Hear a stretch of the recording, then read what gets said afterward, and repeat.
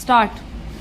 As you have already pointed out, under Article 323 of the Constitution, the UPSC submits annual reports, and these reports are laid before both the Houses of Parliament along with any memorandum, if there be any, from the government explaining their position as to why they have not accepted the particular advice of the Commission. Sir, we have so far received 3 such reports from the Commission, and I have gone through these reports. Sir, the general impression that I have gathered after going through these 3 reports is that, apart from the fact that there have been cases of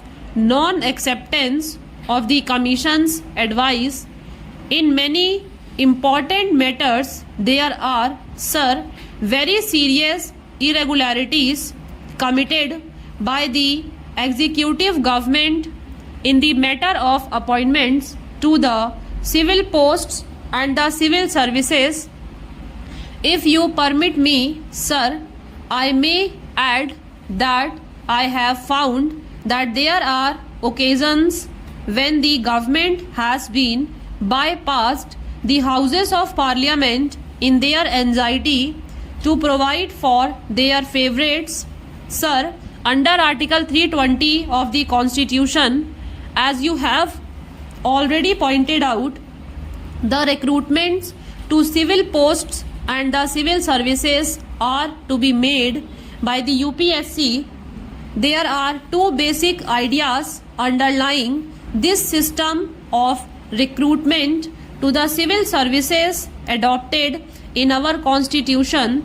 Firstly, we desire that all eligible persons to a particular post should be entitled to enter into a fair and free competition to get that job. Secondly, we want to avoid all elements of patronage in the matter of appointments to our civil services.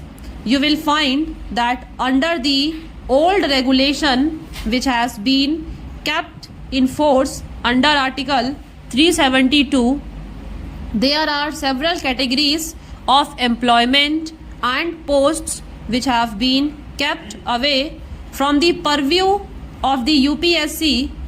One of these categories is temporary appointments lasting for less than a year. I maintain from a review of all these reports that the government has abused this power of temporary appointments. The government has used it as a shield to bestow all kinds of patronage. Sir, if you look at the posts, you will find that on the very face of it, they are not temporary posts, but that they are likely to continue for more than a year. Sir, appointments to such posts are made as temporary appointments merely to avoid the UPSC in the name of temporary and emergency appointments. I find that a large number of appointments are being made. The glaring examples are the Community Projects Administration and the All India Radio under the Ministry of Information and Broadcasting. We find, as a matter of fact, such appointments being made by every ministry, but these are the very glaring examples, and I would like the Honorable Minister to tell this House as to how many temporary appointments are being made every year by the government and how many of them are continued even after the end of the year.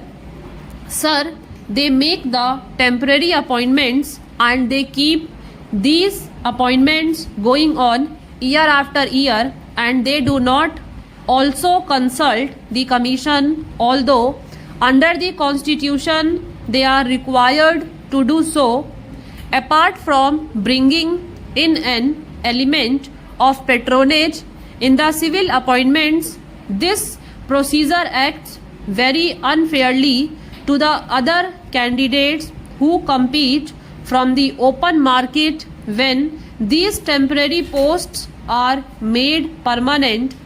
When the appointments are regularized by inviting applications by means of advertisements, what happens is this: we cannot prevent these temporary appointees from competing in such examinations, and these temporary appointees who have gained experience at the cost of the taxpayer compete with the candidates from the open market and do better because of the experience that they have gained. I know it from my personal knowledge that appointments in the temporary cadre are purposely made in order that a particular candidate may gain experience and do better at competitive examinations and have a better chance of getting a permanent government service. Otherwise, he could never have got such a post. Sir, not only this, but the Commission have also referred to the fact that advertisements are drafted in such a way that it may suit a particular person. On page 9 of the first report, they say advertisements for posts in the category of technical, scientific or specialized qualifications are often so drafted by ministries as to tend to restrict the requirement to the limited circle of persons already holding the posts advertised or posts. One of the main functions of the Commission is to so draft the advertisement without sacrificing the requirements of the post as to ensure a competitive section for the post from the widest field. I have looked into regulations and the method by which the Public Service Commission works in UK. There, the ministries merely inform the Service Commission that they want such a post to be filled with a person of such and such qualifications. The advertisement is drafted by the Service Commission and not by the ministries, as is done here. Here, government are anxious to bestow patronage, and therefore it is that they want to avoid going to the Public Service Commission and continue to make these temporary appointments and draft the advertisements themselves. I find from the report that as early as January 1951, the Commission submitted their proposals to the government as to how the existing regulations should be cancelled so that each case should come under the purview of the Union Public Service Commission. Now, the government has not taken any decision in this matter. These proposals ought to have been placed before both houses of Parliament as required under the Constitution.